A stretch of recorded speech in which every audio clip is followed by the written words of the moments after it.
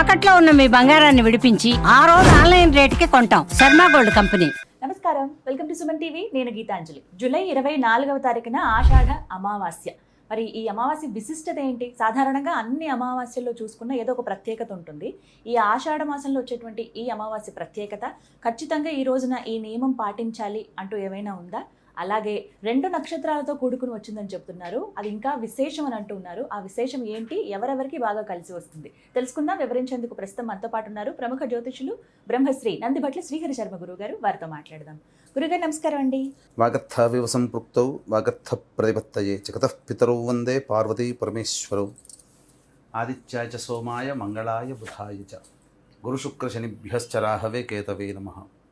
శృంగేరి జగద్గురు పీఠాధిపతులకి, కంచి పీఠాధిపతులకి నమస్కారములు తెలియజేసుకుంటూ కార్యక్రమాన్ని ప్రారంభిద్దాం. గురుగారు, అమావాస్య 24, ఇంకా అందులో ఏం మార్పు లేదు కదండి? ముందు కనుక 24 ఫిక్స్. అయితే నేను విన్నాను 2 నక్షత్రాలతో కూడుకుని వచ్చింది గురువారం రోజు, చాలా విశేషం అని చెప్పి. ఏంటండి ఆ విశేషం అసలు?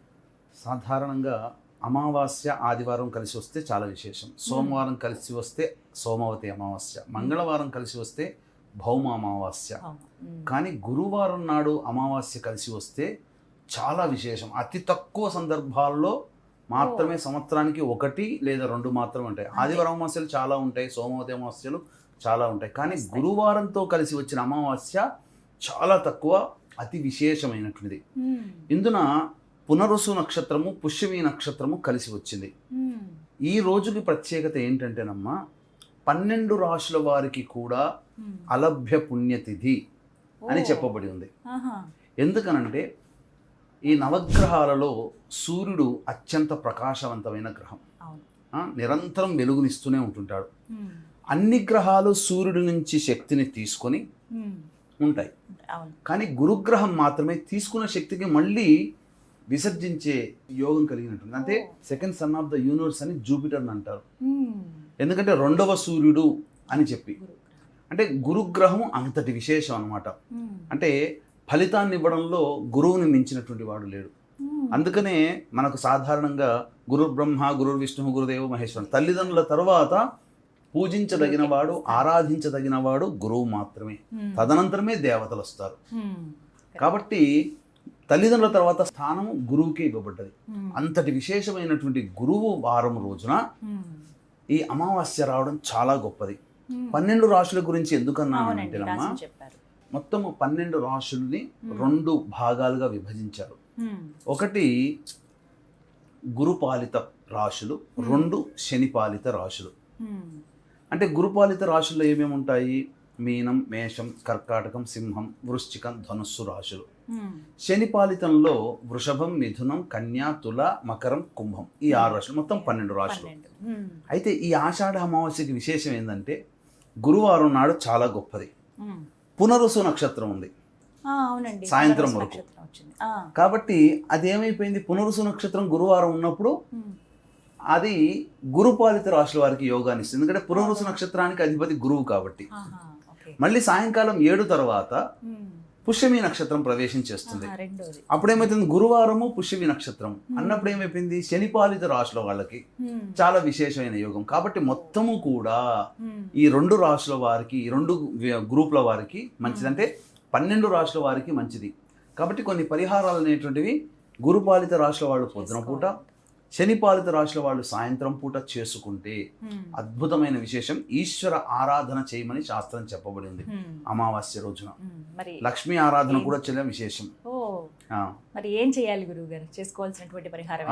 12 రాశుల వాళ్ళు, 12 రాశుల వాళ్ళకి సంబంధించి సాధారణంగా మనకు అమావాస్య తిథి కాబట్టి, అమావాస్య రోజున మనకు 4 వేదాలు చెప్పబడినటువంటి ఏంటంటే విజ్ఞానాన్ని ప్రసాదం. అంటే మనకు సైన్స్ ఏదైతే ఉందో చెప్తుందో అవి 4 వేదాల నుంచి వచ్చినవే. ఈ 4 వేదాల్లో మొత్తం అంతా సైన్సే చెబుతుంది. దేవుణ్ణి పూజించమని ఎక్కడా చెప్పబడలేదు. మనమే స్వార్థం కోసం దైవాన్ని ఆరాధన చేసి మన స్వార్థం కోసం కోరికలు నెరవేర్చుకోవడానికి మాత్రమే దేవుని ఉపాసిస్తున్నాం. కానీ సృష్టి మొత్తంలో మనకు యుగ యుగాల నుంచి కూడా ఎటువంటి కోరికని ఆశించకుండా చేసేది పితృ కార్యక్రమాలు. తల్లిదండ్రుల కోసం చనిపోయినటువంటి వాళ్ళకి, పితృదేవతలకి ఏదైనా కార్యక్రమం చేసేటప్పుడు ఏమీ ఆశించవు. కానీ ఏమీ ఆశించకుండానే మనం చేస్తున్నాం కాబట్టి ఆ పితృదేవతలు అన్నీ మనకు సమకూరుస్తారు.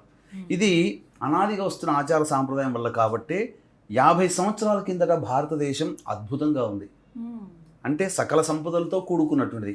ఈ 50 సంవత్సరాల్లోనే విదేశాల నుంచి జ్ఞానాన్ని మనం తీసుకొని మన జ్ఞానాన్ని వాళ్ళకి ఇవ్వడం వల్ల మనం దేవుణ్ణి ఆరాధన చేయట్లేదు, పితృదేవతలను ఆరాధన చేయకుండా ఉంది. కొంతమంది అయితే నాకు తెలిసినటువంటిది అసలు పిండ ప్రదానం చేయడానికి కూడా ఇష్టపడట్లేరు. అదేంటండి? అది కనిపించిన తల్లిదండ్రులని మనం రుణం ఇచ్చి తీర్చుకునేది అమావాస్య రోజున వాళ్ళ కోసం తృప్తి కోసం తర్పణాలు, నువ్వుల నీళ్ళతో వదిలే తర్పణాలు ఇంత కొద్దిగా పెట్టే పిండ ప్రదానం. అంటే మరి చిన్నప్పటి నుంచి కన్నీ పెంచి పెద్ద చేసి ఇంత శరీరాన్ని ఇచ్చి నిన్ను గుర్తుపట్టడానికి ఒక పేరు పెట్టి నీకు ఒక అందమైన రూపాన్ని ఇచ్చి నిన్ను ప్రపంచమంతా గుర్తిస్తుంది, నీకు అందరి చేత నువ్వు ప్రేమించబడుతున్నావు, గౌరవింపబడుతున్నావు అంటే ఆ రూపము, ఆ దేహము, ఆ శరీరం ఇచ్చింది ఆ తల్లిదండ్రులు అనేటువంటిది మర్చిపోయి ఆ తల్లిదండ్రులని విస్మరించి చేయడం వల్ల ఈ రోజున దౌర్భాగ్యమైనటువంటి స్థితిలోకి అతను ఉండట్లేడు. ఎందుకంటే అతని తల్లిదండ్రులు ఆచరించారు కాబట్టి సంతానం ఎవరైతే ఆచరించట్లేదో వాళ్ళ సంతానం మాత్రం దరిద్రానికి గురవుతారు. అది కాబట్టి నాకేం కాలేదు, నేనేం చేయట్లేదు అనుకోడు అనే కంటే కూడా ఖచ్చితంగా ఆ రోజున మధ్యాహ్నం కల్లా ఏదైనా బ్రాహ్మణుని పిలిపించుకొని పిండ ప్రదాన కార్యక్రమం, తర్పణాది కార్యక్రమాలు చేస్తే ఆకలి దప్పులు అనేటువంటివి పితృదేవతలకి తీరుతాయి. ఇది చేయవలసినటువంటి విధిగా ఈ రోజున పద్మక యోగం అని కూడా చెప్పబడిందమ్మా. విధిగా సముద్ర స్నానము కానీ లేదా నదీ స్నానము కానీ చెయ్యాలి. ఏదైనా తోచినంతగా దానాదులు చెయ్యాలి. దానం చేసేటప్పుడు గుర్తుపెట్టుకోండి, యోగ్యమైన వాడికి చేయమని చెప్పబడింది శాస్త్రం. అంటే అనాదిగా నియమనిష్టలతో కూడుకున్నటువంటిది బ్రాహ్మణులు కాబట్టి మనకు శాస్త్రం అంతా బ్రాహ్మణులు చెప్పబడి ఉంది. అయితే మనకు విధిగా కూడా కేవలం దానం తీసుకోగలిగే వాళ్ళు బ్రాహ్మణులని కాదు, అనాథులు ఉంటారు, శక్తి లేని వాళ్ళు ఉంటారు, వాళ్ళకి చేసిన దైవం ఎంతో గొప్ప ఫలితాన్ని ఇస్తుంది. కాబట్టి అనాథాశ్రమంలోకి వెళ్ళి ఏం దానం చేయమంటారండి? పెద్దలకి వృద్ధాశ్రమాలు ఉన్నాయి, అనాథాశ్రమాలు ఉన్నాయి, వికలాంగులు ఉన్నారు, వాళ్ళకందరికీ కూడా ఏదైనా తినే పదార్థాలు కానీ వస్త్రాలు కానీ శక్తి కొలది ఏదైనా కానీ, ఇప్పుడు 50 రూపాయలు ఖర్చు పెట్టుకోగలిగే శక్తి ఉంటుంది కదా, 10 బిస్కెట్ ప్యాకెట్లు వస్తాయి, 10 మందికి పంచండి, తృప్తి పడతారు.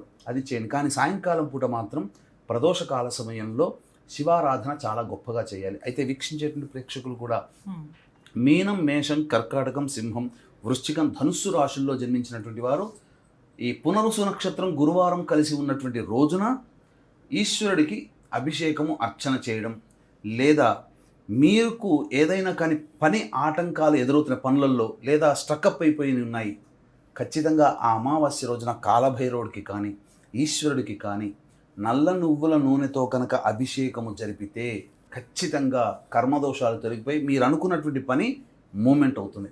అలాగే శనిపాలిత రాశుల వాళ్ళు ఉన్నారు, వృషభం, మిథునం, కన్యా, తుల, మకరం, కుంభం. ఈ రాశుల్లో జన్మించిన వాళ్ళు ప్రదోషకాల సమయంలో చేయాలి. ఎందుకంటే సాయంకాలం సూర్యాస్తమైన తర్వాత పుష్యమి నక్షత్రం వస్తుంది, అది శని పాలిత రాశుల వారికి అది ఉపయోగం కాబట్టి ఆ రోజంతా ఉపవాసం ఉండి ఆ రోజు సాయంకాలం కనుక చేస్తే, ఆ అభిషేకం చేస్తే చాలా విశేషం. అర్చనాది కార్యక్రమాలు బిల్వదళాలతో చేయాలి. ఈ పొద్దున కూడా చెప్పబడినటువంటి నువ్వుల నూనెతో అభిషేకం చేస్తే విశేషం. అందుకే దీన్ని దృష్టిలో పెట్టుకునే శివాజ్ఞ మేరకి, కాశీ విశ్వేశ్వరుని యొక్క ఆజ్ఞ మేరకి కాశీ క్షేత్రంలో ఉంటున్నామమ్మా. ఈ యొక్క ఆషాఢ మాసం అమావాస్య ఆ సమయానికి ఉంటున్నాం. అక్కడ ఉదయం పూట బ్రాహ్మణులను కర్తగా పెట్టి మన పీఠం ఆధ్వర్యంలో పిండ ప్రదాన కార్యక్రమాలు, తర్పణాది కార్యక్రమాలు, వాళ్ళకు సంబంధించినటువంటి కుటుంబీకుల ఆత్మతృప్తి కోసం ఈ యొక్క పిండ ప్రదానం, తర్పణాది కార్యక్రమాలు శ్రద్ధగా ఆ మానస సరోవర్ ఘాట్లో చేయించడం జరుగుతుంది.